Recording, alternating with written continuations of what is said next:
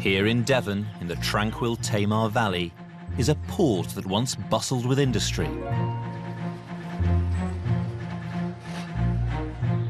Overground, farmers supplied Britain's growing towns and cities with fresh produce. There's a lot of money there, Peter. While underground, miners extracted copper and precious minerals. Firing! Now, archaeologists Langlands and Peter Ginn and historian Ruth Goodman are going back in time to the early 20th century to live the lives of Edwardian farmers for a full calendar year. I get a bit obsessed with hot water. Never have enough of it. They've not just been farming, but getting to grips with the rural industries that once brought wealth to Devon. Whoa, whoa, whoa, we got something. Oh, hello. So far, the team has brought in new livestock, set up a poultry enterprise, Get some new blood into the flock. and planted new high-value crops on the farm's market garden. In he goes. Oh, it's quite exciting, really, isn't it?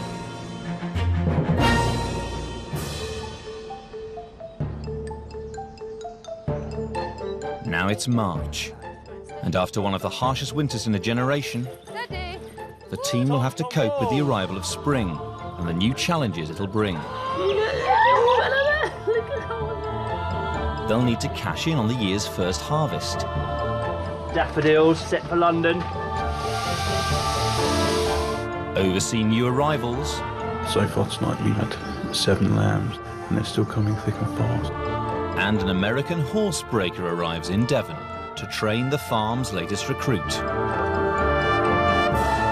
You do whatever you want to do. I'm not going to get upset with you.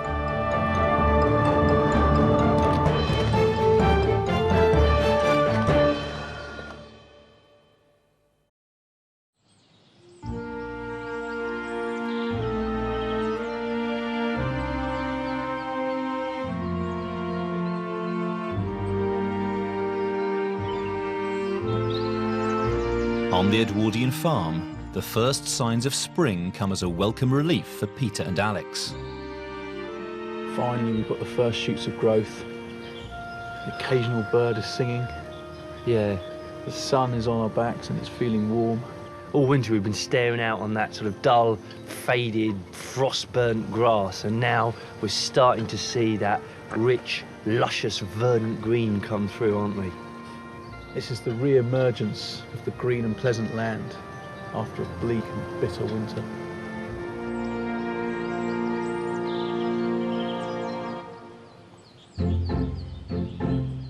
Warmed by the Gulf Stream off the Atlantic, in Devon's Tamar Valley, spring arrives early. Farmers in the Tamar were able to supply Britain's towns and cities with luxury produce such as fresh flowers earlier than anywhere else in the country. This was because of the region's mild climate and the arrival of a railway line in the late 1800s. Daffodils, daffodils, everywhere daffodils. Harvesting an acre of daffodils in March could earn farmers in the Tamar 10 times the profit of an acre of wheat. So many turned to market gardening as their primary source of income. This is so labour-intensive, isn't it? It's stunningly labour-intensive. Every single stem picked by hand. I mean, there've been market gardens, obviously, of one form or another for generations on a small scale, but this is just on a completely different scale. I mean, you never see this number of people on the land now. During its heyday in the early 20th century, the Tamar Valley was one of the largest producers of early daffodils in Britain. This is really quite pleasant work, isn't it? It's so nice when the wind's blowing and it's raining streams. Oh, well, I I'll tell you suppose that there is for that, nothing. yeah. We have got quite a nice day. Iris Snell remembers working on the market gardens as a schoolgirl, when every spare inch of the valley was turned over to growing fruit and flowers. So this was all market gardens right across this valley? Yeah. It seems strange seeing them full of sheep now. All the market now. gardens was south-facing, Yeah, to get that wherever they warmth. were, to get the early warmth. Yeah. Yeah. It must have been quite a sight, mustn't it? All those Beautiful, fields, they all were, on the yeah. slope, Yeah. covered in spring flowers. Can't believe it, can you? No, Not really. actually, it's really quite No. hard to imagine, No. actually. No. During the daffodil harvest, the race was on to pick, pack and transport the flowers to the nearest railway station, so that they could be sold fresh the following day in markets across the country. OK, Twinkle, perfect little job for you. To get the daffodils to the station in time, Alex plans to use the farm's ageing pony. Twinkle's a Dartmoor pony, and round here, they're invaluable to the economy. They do all those little runaround jobs that the shy horses and the cart horses are too big for. At over 20 years old and ready for retirement, this is to be one of Twinkle's final tasks on the farm. Running a few flowers around today is a nice little job for her to do, but there will be other jobs that we'll need a pony for. So one of the things I'm really keen to do this month is to see if I can acquire the farm a new Dartmoor pony. Come on. Let's go. Ready?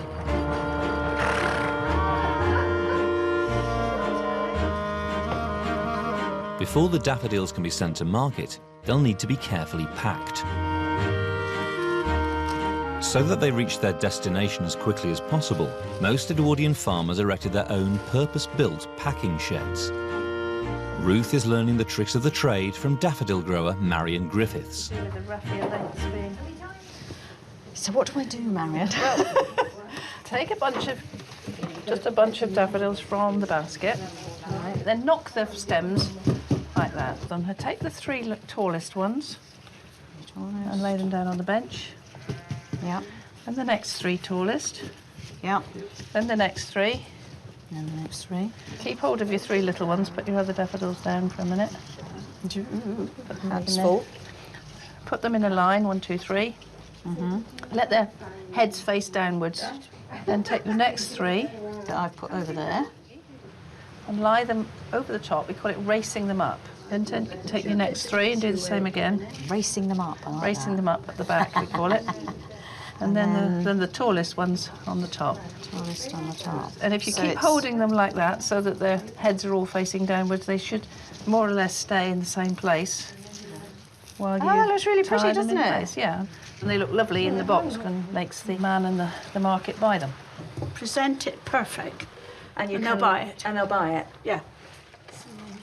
I'm really amazed at just how important this whole presentation thing. I find it quite stunning, really. It's, you know, here we are in Edwardian Britain, and they're demanding a sort of finish, the sort of regimented perfection, the beautifully presented produce that supermarkets in modern Britain demand. This need to get the marketing absolutely spot on. It's a new way of doing business, really. Three.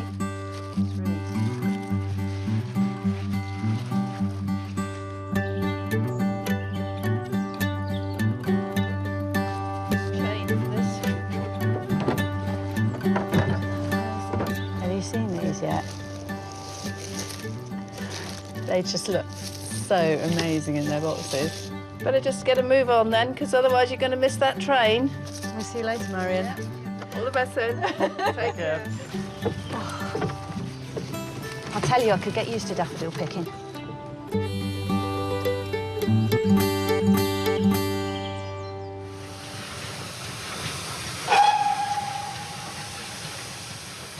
Selling daffodils and other fresh produce to markets across Britain was only possible after the arrival in the late 19th century of a train line linking the Tamar Valley with the rest of the country.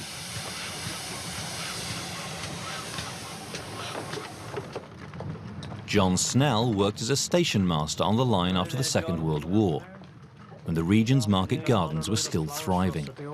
So we have a consignment here of Daffodils. The railway will look after them, I can assure you of that. Have you got the consignment note for the... Yeah, we left the consignment note. We do need the consignment Now, note. what would happen in the Edwardian period if you left your consignment note back at on the farm? kitchen table. You must have a consignment note there. You must abide by the rules and regulations of the railway. OK. So how exactly does this sort of system work then? I mean... The railway would know when the season actually got into full swing. Right. And then there would be special arrangements made because, well, 400,000 packages in a season would go away from the valley. 400,000? 400,000 we used to deal with. It would have been dealt with at that time. And what markets then would the railways be opening up to us as Edwardian growers? All over the country, you see, all cities, the main cities were served. So it's not just London then? Oh, the no, fruit London. and flowers are going...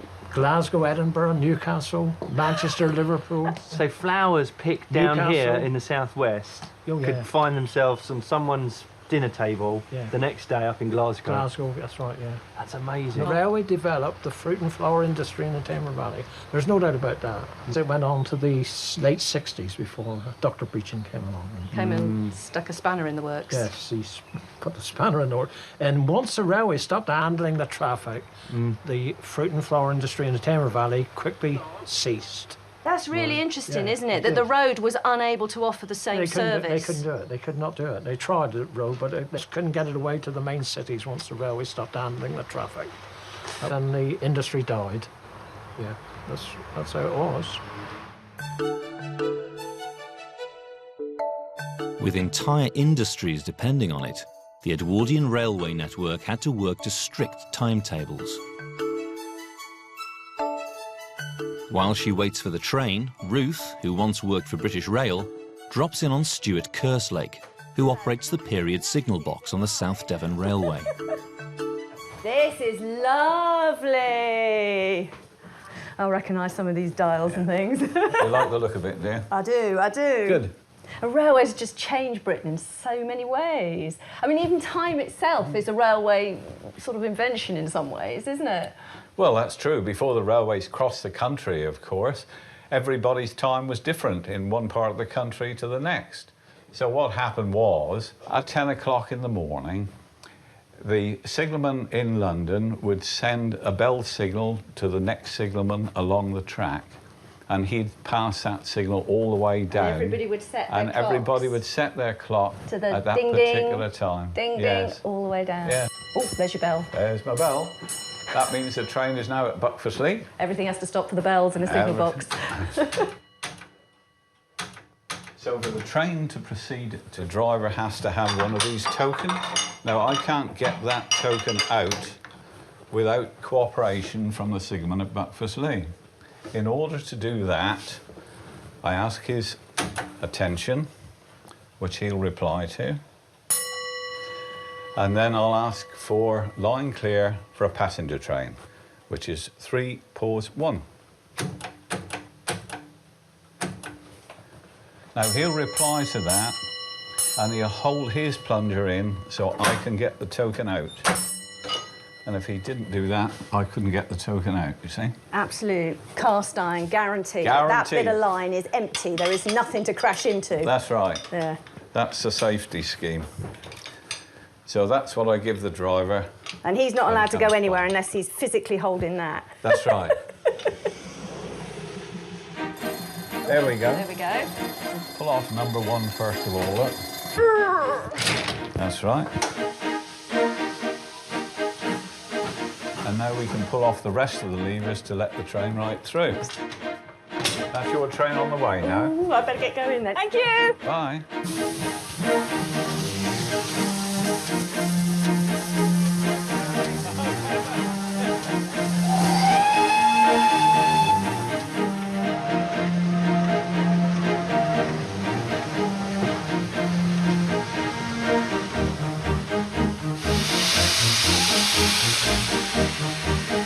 Hello, Alex, all right? Yes, I'll very see you well. again. Let's get it on. This will be your Daffodils, set for London.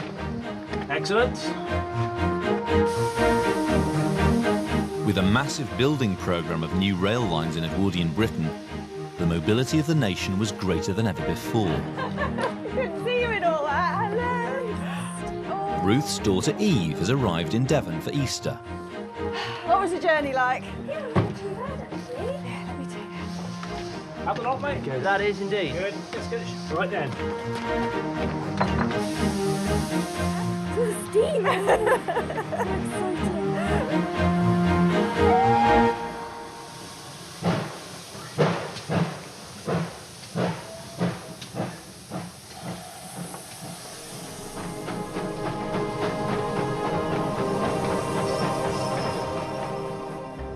daffodil harvest isn't the only sign that spring has finally arrived in the valley.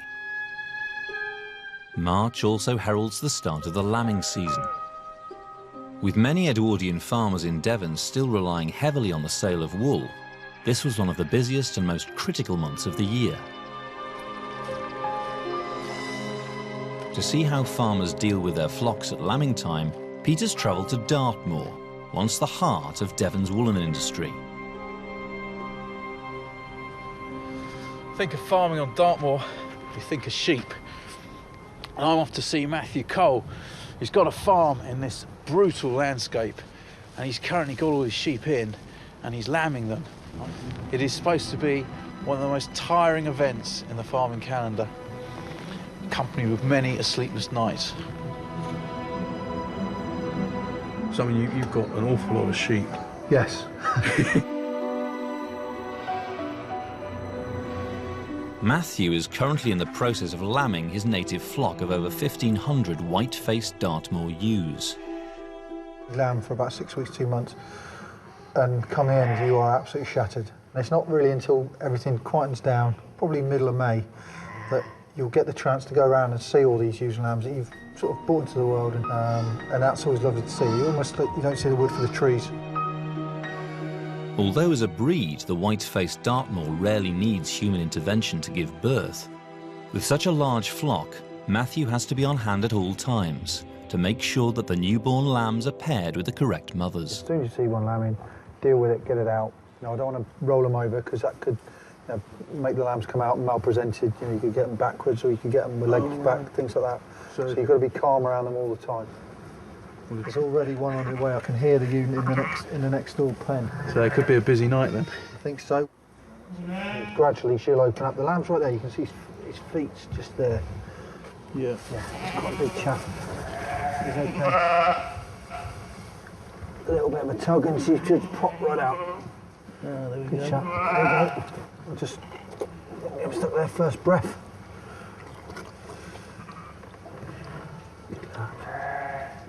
He'll be on his feet in a few minutes. Big, strong lamb. There you go, she's loving that. Yeah. She's done this before. He'll just get up and go. He's already looking. He's looking for food. Yeah. A nice little white-faced lamb. It's a big world. We'll grow into it.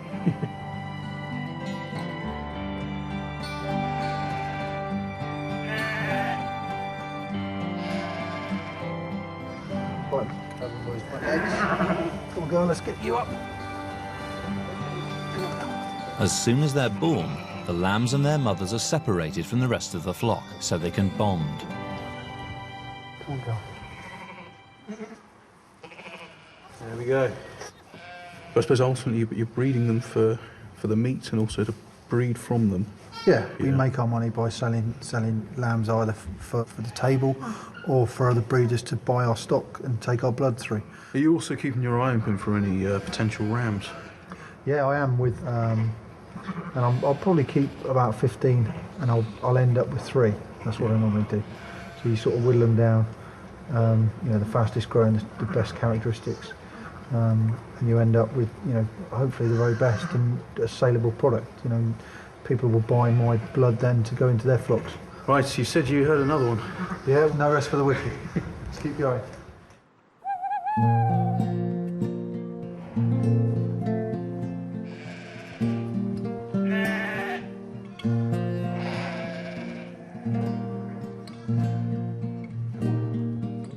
Yeah, that's good. There it goes. Yeah, you feel them take their first breath and the heartbeat will just go mad.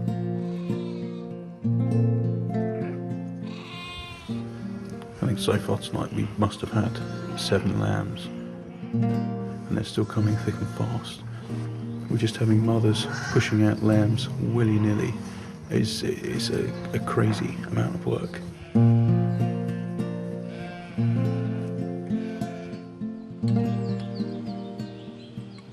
Yeah, he's right there. It's time he was outside.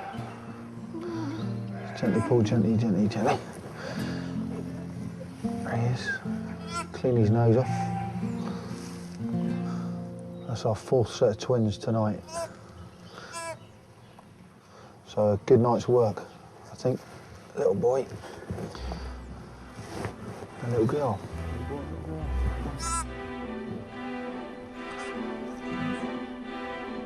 It has to be one of the most rewarding jobs there is in the countryside. We've had 9 ewes that have lambed and 13 lambs from them. Matthew still has 1,400 ewes to lamb, and he'll get over 2,000 lambs from that.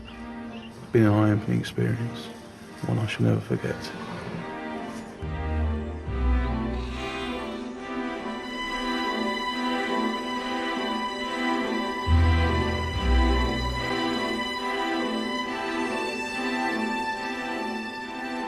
Down in the valley, Alex is also hoping to boost livestock numbers on the farm. And he's turning to Edwardian technology to help him. There she is, a beauty. Right, God, it's heavy.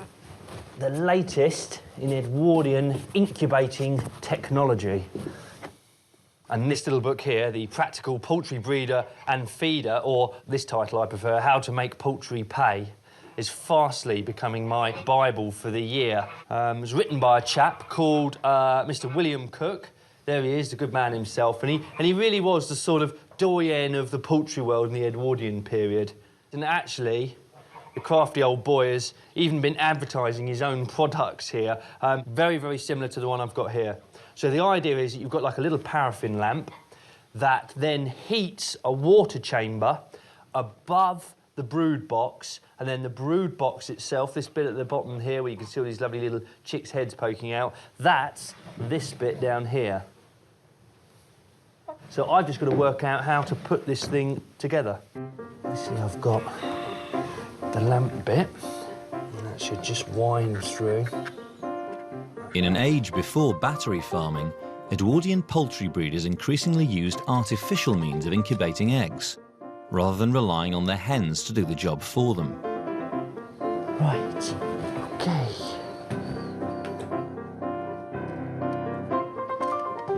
Right, wonderful. So now, all I need to think about is getting some water.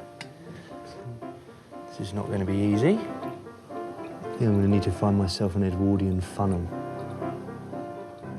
There we go. OK, that's reached the level. Now, it's a case of getting the eggs in there. So let's just get all of these in here. Actually, I was reading there was a census of agricultural production in 1908, and poultry was faring very, very well. In fact, it was doing better than the wool industry, which, you know, Devon was built basically on its woolen industry. So, you know, so it's certainly an enterprise that's very, very much of the Edwardian age. OK. Now, I think what I'm supposed to do here, according to Mr. Cook in his How to Make Poultry Pay, is to just leave the drawer open an inch for the first 24 hours. The only problem with this 100-year-old incubator that it relies on a heat source that is a naked flame, and in a building this old and this important, that represents something of a danger. So what I'm going to do is have recourse to a modern incubator, but of course the principles are the same, and that's what I'm interested in. It's the principles of artificial incubation. So 21, 22 days, we should have some chicks, but of course I shouldn't count my chickens before my eggs are hatched.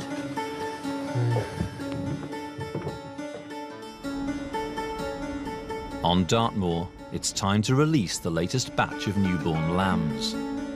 They've now established that strong bond with their mother, and now they're ready to go out on the pastures and rejoin the flock.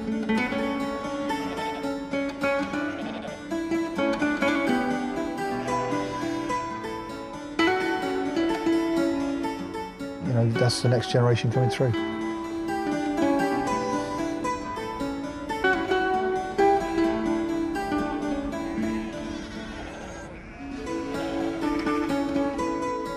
How did lambing go? It went really well, there's no dramas. Right. Quite a few lambs. Knackering though. Alex has joined Peter on Dartmoor to find a replacement for their farm's ageing pony, Twinkle. If, by the end of this afternoon, we can come away with a replacement. Yeah. You know, a 2-3-year-old Dartmoor pony that can take on some little runaround jobs around the farm, I'll be well pleased. For over 1,000 years, the Dartmoor pony has played a vital role in Devon's farming history. In this rugged and inhospitable landscape, an estimated 3,000 ponies still roam wild. Today, a small number are being rounded up by Charlotte Falconer and farmer Terry French. We'll try to make a line from here and keep them down onto the road and then hopefully back to the farm. I've seen some riders just over there. The riders coming from the bottom there. Here they come, yeah, I can see them. And they'll keep them Here down. they're coming. Over the brow of the hill.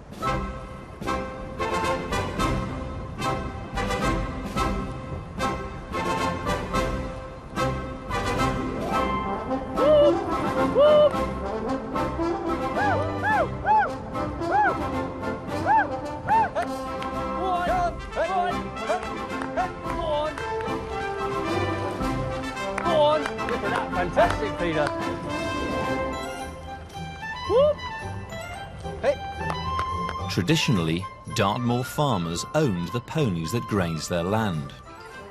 Each year they were rounded up on horseback to be used on farms, in mines, and even as cart ponies for the postal service. That one there. No, not the one in front, the one behind, right in front. Terry and Charlotte believe they've spotted the ideal pony for Alex and Peter. I think that little bay little pony there. What do you think? That I one? think that's lovely. And so you need a brave pony. I mean, and he's definitely a brave pony. Right. Yeah, he's got it all there really. So what are we looking for? You're looking for conformation, nice small head, a nice clear eye, nice bright clear eye, and so it's taking everything in. You know, he's looking at us now all the time. Yeah. That's telling us he's sort of clever. He's got his he's wits thinking, about him. isn't he? He's thinking. Right. He's thinking what. I wonder what they're going to do to me next. They say that small ears means they're hardy as well. Yeah, you always look for a small ear pony. Pony with big ears. No, they're not. They say they're not very hardy for the moor. It's amazing to think that something can live out here for 12 months of the year. I know. I mean, we're in March and I'm freezing. Yeah, they're incredible, aren't they, really? Well, look, we'd love to have him down on the farm, so if you recommend that one, we'd love to take him and see if we can start breaking him in. Thank you very much. That would be great. Will you be able to deliver him? Yeah, we'll deliver him to you. Fantastic. I was hoping you was going to ride him back to you.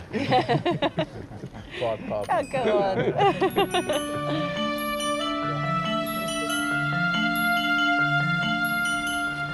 Beautiful looking pony. I know. Stunning landscape.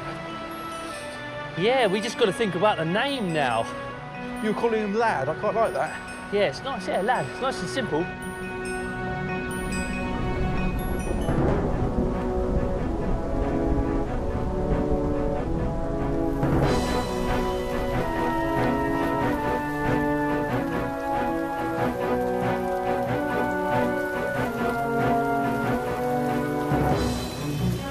On the Edwardian Farm, the joy of spring has been dampened by the onset of unseasonably wet weather. Torrential downpours are delaying the planting of potatoes, a lucrative crop for the Edwardian farmer and key to the success of the team's arable project. But while the spring rains continue, little progress can be made on the farm. Just look at the river. It's completely swollen. Another foot or so and it's in here. If it doesn't change soon, things could go rapidly downhill for us. We could lose crops, could even lose animals.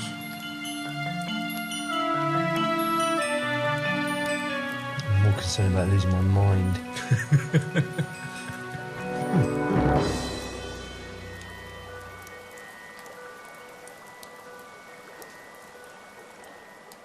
Delayed by the weather, the team must get their potatoes into the ground as soon as possible if they're to maximise their profits by securing an early harvest later in the year. A day of dry weather on Mothering Sunday means that there's little time for celebrating.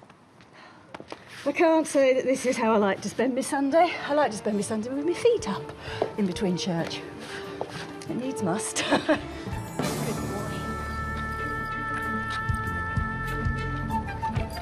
Under pressure to plant the potatoes before the spring rains return, Alex and stable hand Megan Elliott are using Shire horse Tom to plough deep furrows into the soil. But working at such a pace soon takes its toll on the young Shire. Steady. Steady, boy, steady. Just steady, Em, it's all right. It's all right. Steady. Steady. Ooh, Tom, steady. whoa! Steady. Steady. Steady. Steady. Steady. Stay out of his way. Whoa, whoa, whoa, whoa, whoa, whoa, whoa, whoa. Good boy, it's all right. You all right? Yeah, you're right. Yeah, I'm okay. Just about. The roller was in the way and I tried to turn him, and Tom doesn't like chains anyway around his back end and his leg. And he got upset. Just one of those the things that happen, you know, that's what makes these things sometimes quite dangerous. Right, well, the best thing we can do with him is to get him straight back to work. Come on, lad, come over. Come over. You going to get this muck, then? Yeah, it's going to be several cartloads, isn't it? Don't worry, Peter. Hopefully, by the time you've got a cartload of muck, it'll be. We'll get better. See you in a bit. See ya. See you in a bit. To feed the potatoes, the team will need at least 10 tonnes of well-rotted horse dung. I always feel like a little muck miner doing this. So is this a job you envisioned yourself doing on Mother's Day?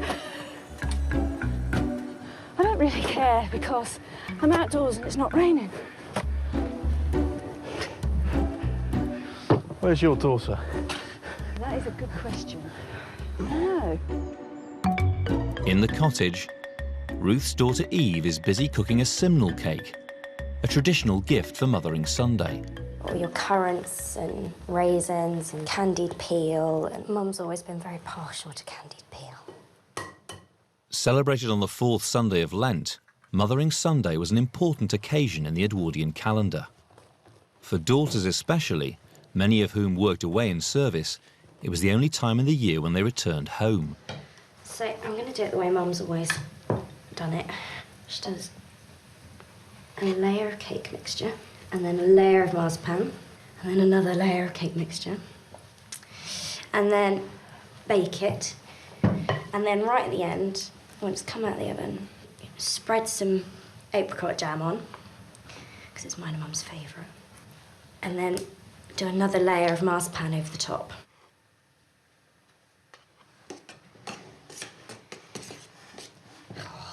So that is now going to end up in the oven as quickly as possible so that Mum doesn't notice that I've done something nice, and I hope she sees it that way.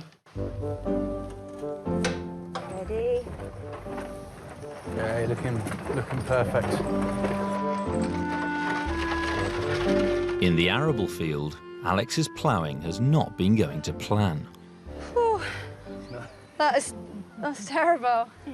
I've seen better ridging in my time. Can't have that. The major problem is, of course, when the weeds start to grow through, well, the idea here is that you take the horse down the furrow and you pull a huge hoe. So the straighter your lines are now, the less work you've got to do later on in the year when the weeds start growing. Go on, lad. Steady. I'm creating problems. I haven't got time to practice. You've only really got one shot at this. It's Edwardian farming for you. They're reasonably straight. They look good. There's a slight kink in the field, though.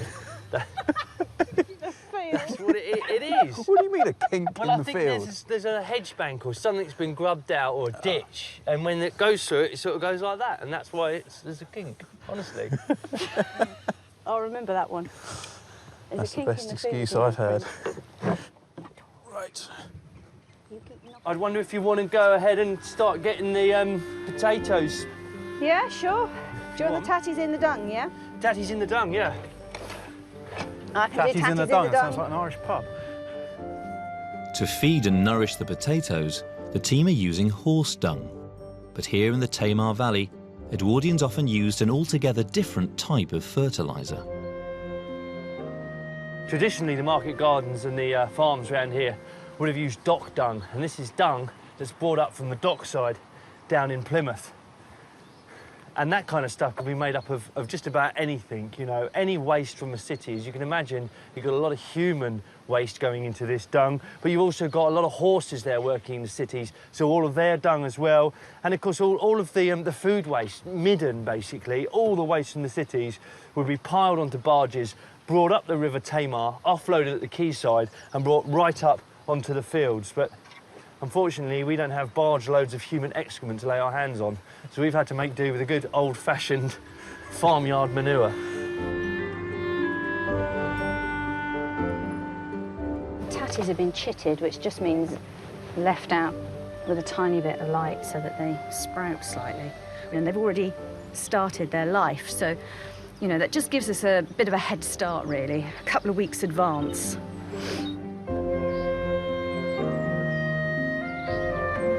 Each shoot will give rise to new plants, and all being well, an abundance of new potatoes. If the team can harvest them in July, earlier than most growers in Edwardian Britain, they can expect to earn an extra £10 an acre. So how long until we get results? 3-4 weeks. We should start seeing the shoots, something like that. And then we've just got to pile a bit more earth on top of them, don't we? Yeah. But, you know, potatoes famous for blight. And blight is famous for happening in damp and wet conditions. Exactly. So we've just got to hope that we get some dry weather. Could do with a cuppa, though. I've been thinking about a cuppa for hours, I tell you. Hi. Oh, Hello. murder a cup of amazing. tea. How you doing? Yeah, not bad. Oh, you made a cake! I did. Oh, you sweetie. Happy Mothering Sunday. Thank you. And that's what you've been doing this afternoon instead of planting. Oh, and I thought you were off skiving. Well, was. Look, count the little balls. 11 balls for the 11 disciples without Judas. One in the middle for Jesus. Hey, it's okay. Although once saved for Easter, by the Edwardian age, it had become customary to eat simnel cake on Mothering Sunday. Sticky and stodgy, that's how I like it. But we made some fantastic finds, haven't we, out there? Because this... Archaeologist Alex has unearthed some artefacts he believes to be remnants from the city dock dung laid by his farming predecessors. I quite like this. The thin clay pipe. Yeah, it's lovely, isn't it? The fact that it still survived. Remarkable. So delicate, isn't it? The most interesting thing about it is we've caught, fascinatingly, we managed to find 2 coins, which give us 2 rough dates, really, when this was happening. Can you see if you can find the date on that one? And this one here says 1862, so we're smack bang in the middle of Victoria's reign. This one's 1929. Okay, so that's George. Yeah. George the V. It says George. So that's the sort of 2 ends of, of the sort of period that this was being worked. Yeah, exactly. That coin might have even been mined here. You know. The copper. Good weather. Quite cool it coming home, wouldn't it? Found its way back into the fields. That's quite romantic, that.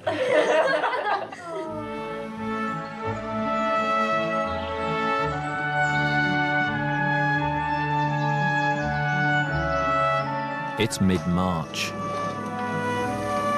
Hi, Ruth. And the team are already reaping the benefits of spring.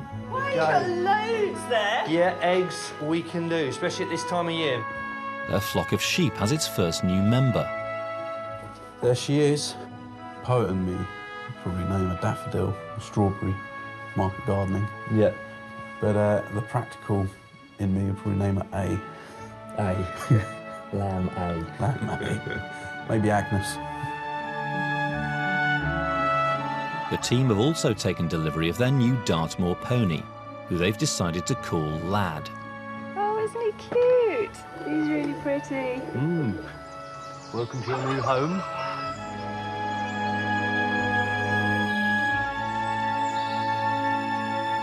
Having spent his first 4 years living wild on Dartmoor, to work on the farm, Lad will need to be trained.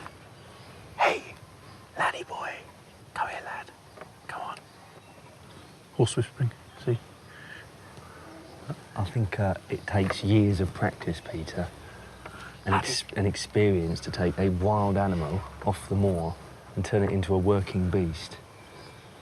You reckon we need some help then? I think we almost certainly need some help. I think otherwise you'll be standing here for the rest of your life whispering in it.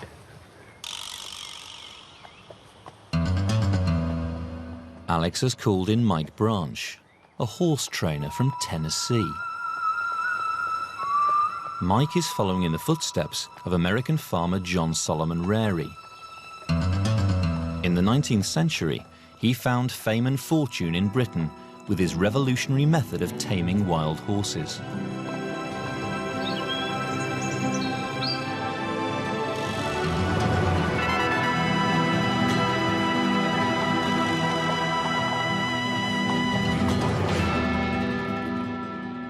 And what do you think of our pony then? It's a bit small, but looks really sharp. Just in off the moor? That's right, yep. Yeah. Could I take a look? Yeah, please do. Okay.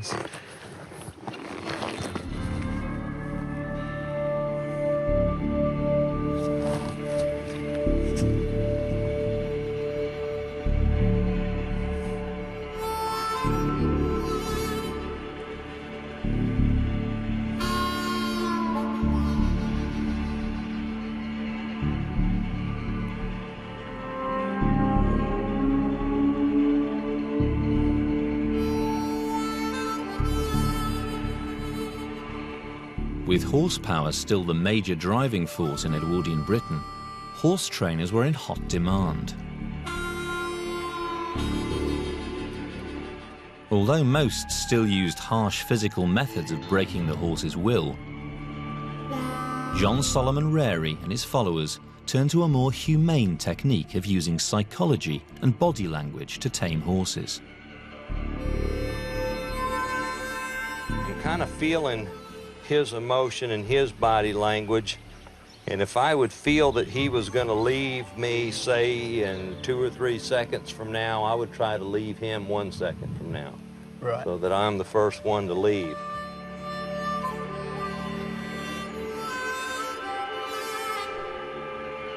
I don't want him to get the notion that he can just walk off from me anytime and it's all right, and kind of give him a superior feeling. Yeah. He's really a nice pony. Seems to have a pretty good attitude. He seems to be thinking, and he's looking right at us. Yeah. He's an intelligent little guy. Somebody's got to have the brains, huh? Yeah. In the States, back at the turn of the century, I mean, someone in your position as a horse breaker, would you be doing it on a regular basis for farmers and? Yeah.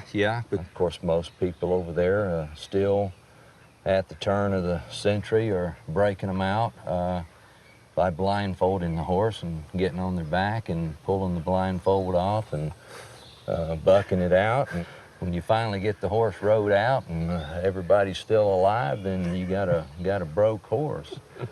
I'm getting a little old for that. And I don't think it really treats the horse fairly. I think if I can develop a relationship first off with the horse, then he and I can understand each other a little bit better. Right, okay. Okay, let's ease back up there. I'm hoping that by us staying in here in the corral with him, that he's kind of adjusted to us a little bit. Certainly walked up to him a lot easier that time. He's a little bit fearful, so I'm gonna turn my energy away from him, because I want to keep really, really low energy here, because they pick up so much off of our body language. And yeah, this is much better, because he's actually bringing his head over every now and then and smelling my back, smelling my arm. Yeah, and start reciprocating. That's very good. I didn't think he'd get close. No. Not this quickly. I thought all this whispering stuff was just, you know, sort of myth, but I can see just the quietness and this gentle approach is really working, isn't it? While Mike begins the process of training Lad, in the cottage, Ruth is preparing for upcoming festivities.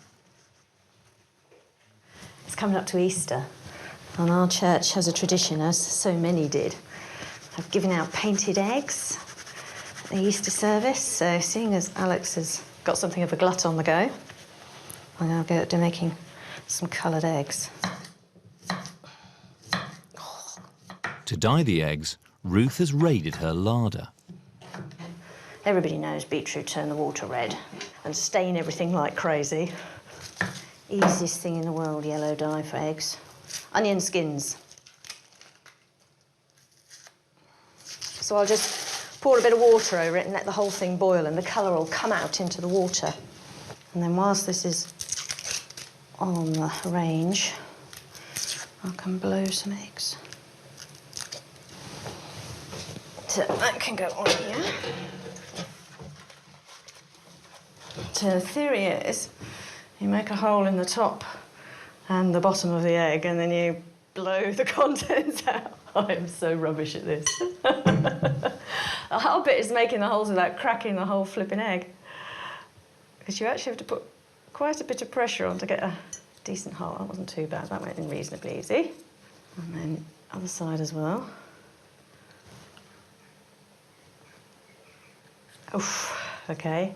And then you want to break everything inside. And then I've got to blow it all out.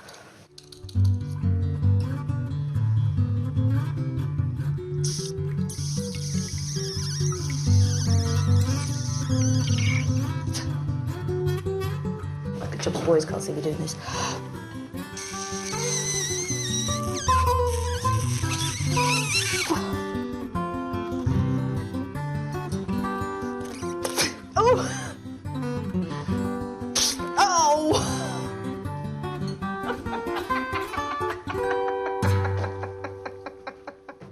That's a good boy. Life's just a little bit different right now. That's all.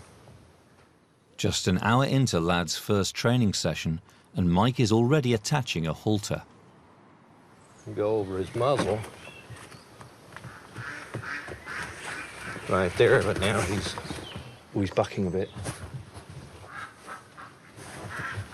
It's quite easy to forget he's actually wild. I've got to be solid. I've got to be something dependable for him. Yeah. I'm staying who I am. You do whatever you want to do. I'm not going to get upset with you. This time, well, I'm going to stop and try to rub his head here for a minute if he'll allow. If he'll allow. Good. As soon as he said it's okay, I took my hand off. Yeah. Notice while he was resisting, I left it there. Because if I took my hand away while he's resisting, he's like, oh, all I have to do is resist and it'll leave. But if I leave it there till he gets calm, he's like, okay, it's my job to calm down. I see now, I see. Touching them everywhere and letting them know that that touch isn't going to hurt them. There we go. Basically, I've got a little head collar on him. When I tighten the lead on it, it produces pressure on the horse. And it's a horse's innate characteristic to want to fight pressure. This is the time right here that I need to ask the horse to understand that when you feel pressure, move with it. So what I'm going to try to do is that left front foot over there, I'm going to ask him through slow increments of pressure to pick that left front foot up and release immediately. I got forward motion. Brilliant. So now I'm going to see if I can move his hindquarters around, and when we get to where we're facing you, I'm going to ask for the forehand to move more around. Let's see what happens here. There goes the hindquarters. There goes the hindquarters. Now let's lead that forehand on out. Good. There we have him walking off. I'm happy with that. Yeah. Really happy. There's many DIY projects on this farm. This isn't one of them. No, I think we did the right thing here, getting the real deal in. Guys, you know, in all the time I've been fooling with horses, I've never had a horse to lie to me. They've offered to kick me, and if I didn't move away, they kicked me. They've spoken the truth every time. So I found that I can't ever lie to my horse. If I do, then I'm going to set myself up to fail in my relationship with him.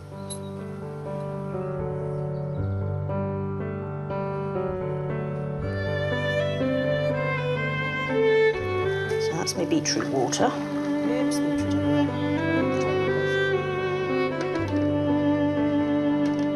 What I thought I might do is, as well as in plain ones, I might try and have patterns on To create a pattern, Ruth uses candle wax to stop the dye from penetrating specific areas of the egg. Of course, nowadays, we think of Easter eggs as being chocolate. But although the first Easter eggs were sort of being marketed in the 1880s, it wasn't until 1905, when they first made the Cadbury's milk Easter egg, that they really began to take off. And even then, they were quite small, because they were expensive.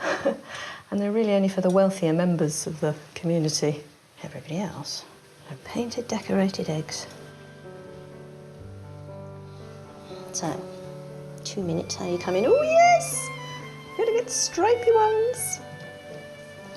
Where's my bunny? I got a little bunny. Oh, yes! I got a little bunny. And a daffodil. Good. Good. Now I've quit. So I've got to keep asking for more and more. I can see with his personality, even though he's a pretty gentle guy, he's going to try to get away with as little as he can. So what I may do is start letting him feel this rope now come around him, because he's going to feel this on his hocks when we decide to start long lining him. So I'm going to ask him now to just sort of feel his way out of there. Feel your way out. Feel your way out. Good. Good. That was pretty good. And the more we do this, the easier it'll get for him. I'm going to be pulling. Follow your feel. Good. Good. Now see, I'm not having to yank and tug on him. He's just feeling that, and he's coming on around. 3 hours ago, Lad was a wild pony. We're going to fold our line up again. Now Mike's preparing to lead him with reins. Yeah, same thing that you got on, honey, except we're going to have 2 of them. Yeah, and you'll look good wearing 2. What I need to do here now is cause him to feel this one and make a turn with that, but now you're going to feel the other one I just taught you about. So then he finds a place right in the middle of the 2 reins to rest. Yep. We've taught him to go to the left, we've taught him to go to the right. So there, when he tried to go each way and he found himself in trouble, he decided, well, I'll just rest in between the 2. Right. That's amazing. That's amazing. Now, this can be difficult when we first start out. Good, good, good, good. He's going good. He's a little bit upset, and I've got this line over him. It's okay. There's no harm coming to him.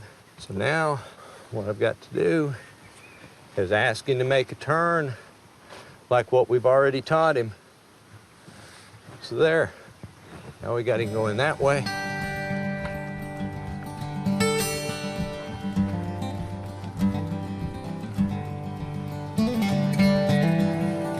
If he wants to trot, that's fine. Express yourself. I imagine you fellas are probably going to use him to drive for you around some of these beautiful Devon roads. Or... We are now. That's brilliant.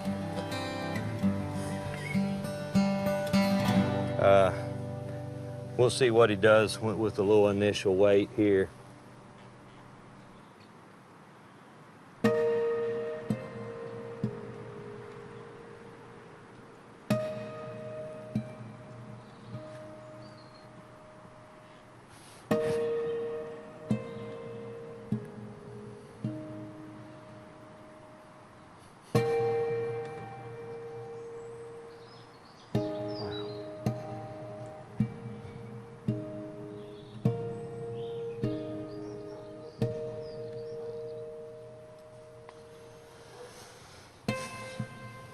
We're going to leave him right there. When the horse is calmly and willfully done what we've asked it to do, we can't ask any more out of it. So you're happy with how everything's gone this afternoon, then? I'm happy with this. It's a good place to leave this horse for the very first time that it's ever had human hands working with it. Well, I think that's been beyond our wildest expectations, isn't it? It's been absolutely fantastic and an absolute pleasure. Well, Thanks ever so much for that. appreciate it. It's always great when the customer's happy.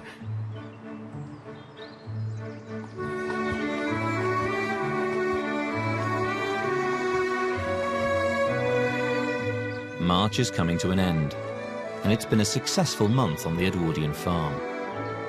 The team's flock of ewes have now all successfully given birth. Well, the lambs look really good. They're loving it, aren't they? Another long winter over with. Good times. Good times. And after a bumper daffodil harvest, Ruth, Peter and Alex are in high spirits for Easter. I wonder what the minister's got in store for us today. Christ is risen. He is risen indeed. Hallelujah! Hallelujah! All around us, we see signs of spring here in the valley.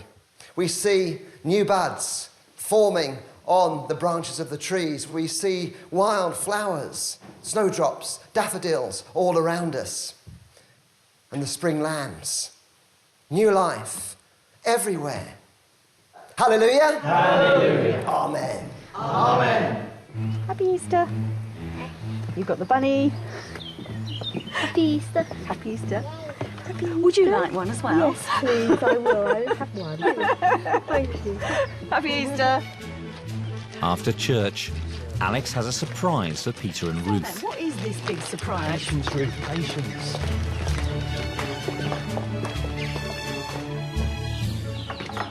Come in, come and have a look. What are you showing us? Look, listen. That is the sound of new life on the farm. I've got to be very careful, look. Look at that one there. Got to be careful though, I mustn't let too much moisture out of the actual... Just take that one out there, look. Hello. You little sweetie. Oh, look at him. Look at that. Pretty. Hey. So sweet. It is so sweet. We must be careful because there's still more to hatch in here. Right. Look, oh look, there's one. 1, 2, 3, 4. There's another one at the back there. But we'll just leave them because there's obviously still more eggs to hatch. Do you want to just chuck that one in there? Come on. There we go. A couple more days and they should have all hatched. They are perfect complements to the daffodils and laddie and everything we've done. We're finally getting some success on this farm, aren't we? At last, the sun's come out. Good All month. to play for. Yeah. Lovely. Next time on Edwardian Farm, it's April and the team attempt to earn a living from the coast by foraging for shrimps Wow, look at that. That was your first step. You've got about... and swapping the plough for a trawler net. It's the first time anyone's done this on this boat. Oh, wow! We got something!